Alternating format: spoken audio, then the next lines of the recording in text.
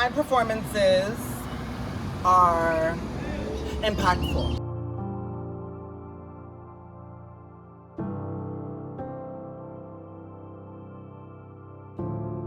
But I've always existed as sort of in between, gender deviant, if you will.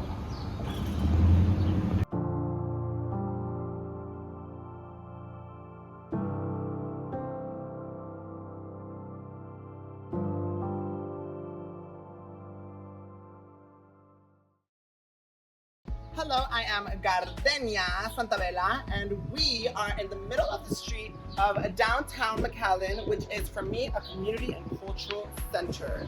Also, my workplace. Hello, I am Evangelina Santabella, and we are in the center of my little universe. This is where I work, and this is where I black out. We are local community artists, drag queens, performers, MCs, hostesses. A little bit of everything. Yeah, we do it all, honey. Trust. Every day looks like this for us. A lot less of the fantasy, a lot more of the grit, of the building blocks of life, honey. Cinder. As trans people who are newly trans, it's an intricate road, a long journey, an uphill one at that. So yeah, every single day it is like a tumultuous storm, honey. You're growing and learning and changing and evolving your entire being. I don't know, help me out here. It's definitely a journey. We are crossing the street. When I first came onto the community, or I guess my nightlife, my scene, because there's a bunch of sub-communities that I feel like I've respectfully integrated myself into. But I wasn't trans quite yet, and all I did want to do was just get involved, and I came out to the scene, started exploring, and that's what anybody should do when they want to get involved. It's just like party it up with the pros, real old school. Everything just kind of took off from there. When you have that initiative and that wanting to embark change and embark action, oh my God, the sounds, yes, ASMR. You just step up to the plate, when there is a role that needs to be filled and you feel like you see that you can do something better or different, you take action and you do it. So that's got to it. I think for me, I've always existed outside of the binary. It was less about one specific moment that defined my identity and more so people's reaction to my gender variance. I think even as young as maybe 8 or 9, I was doing things like painting my nails and playing in heels. And eventually when I was around 13 or 14, thoughts of transitioning began. And it wasn't until actually I was getting ready for my first drag performance and I looked in the mirror, full geesh, like shaved. And it was a bit of an epiphany. So there was a moment where, the reality of transitioning and the need for it became apparent in my life. But I've always existed as sort of in between, gender deviant, if you will. To me, finding grounding on where you come from and where you belong is one of the more complicated parts of the human experience. But just like being human, where you come from and who you are is very intricate and complex. And I've found grounding in my identity culturally and being genuine to my surroundings and being appreciative and willing to learn of the culture around me, the culture that genetically corresponds to me.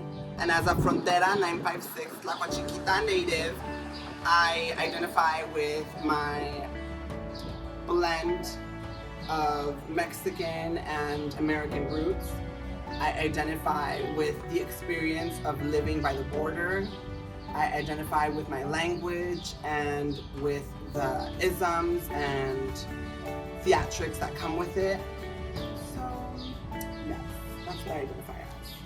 Unique to this region, particularly when it comes to drag, we have a culture of excellence when it comes to entertainment. It is a career for a lot of people.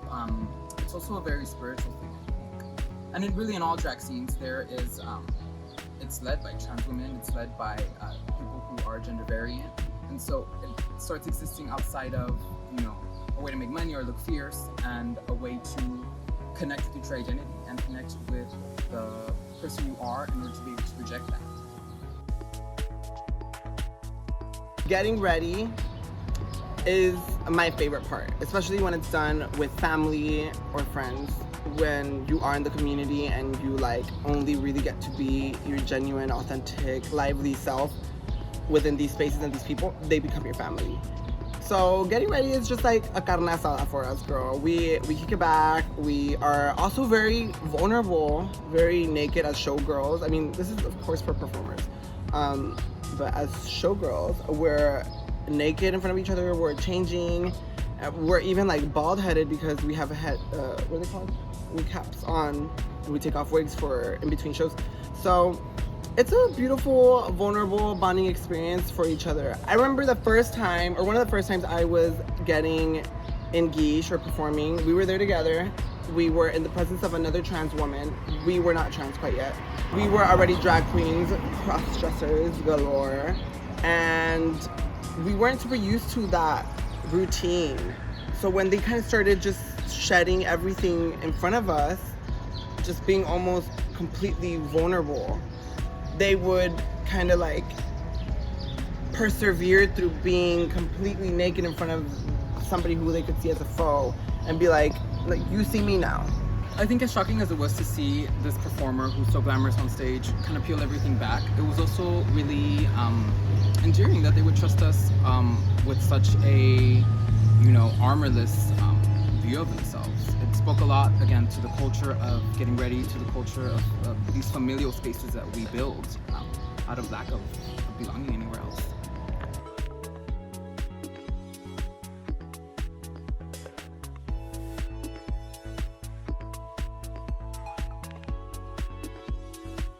People chase proximity to whiteness, they chase proximity to heteronormativity, and I think even something as simple as a drag show, you know, somebody doing an 8 count on stage can give you a peek into the possibilities of freedom when you are able to disconnect from the conversations being had around you.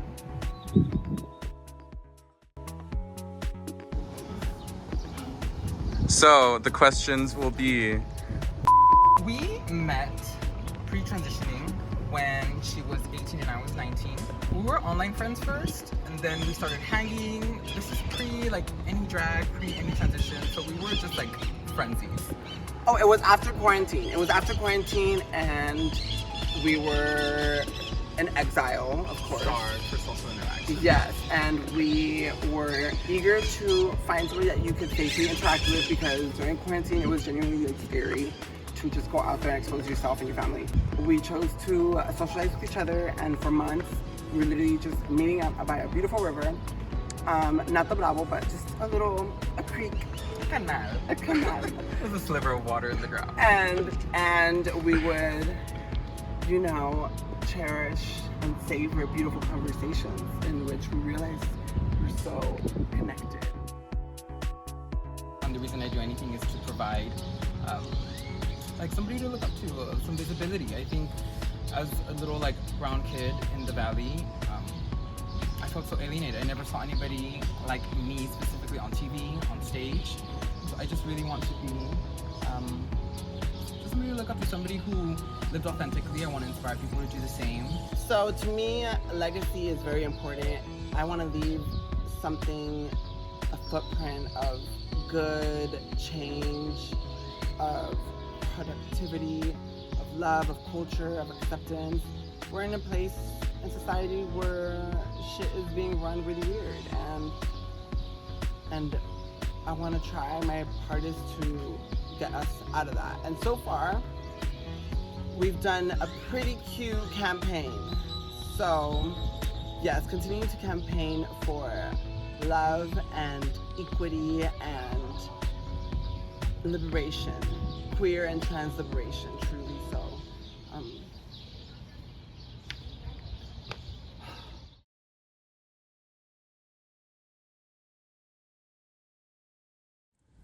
To think that years from now, students, queer, and honestly, like, I feel like by that point, it's not only just going to be queer people, but just people in general, the future, the people of tomorrow, truly so, will look back at this project, this little passionate,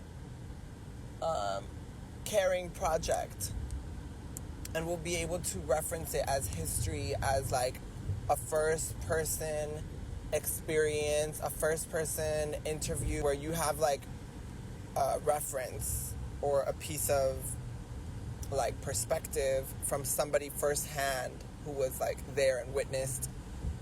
But yeah, that's the vibe.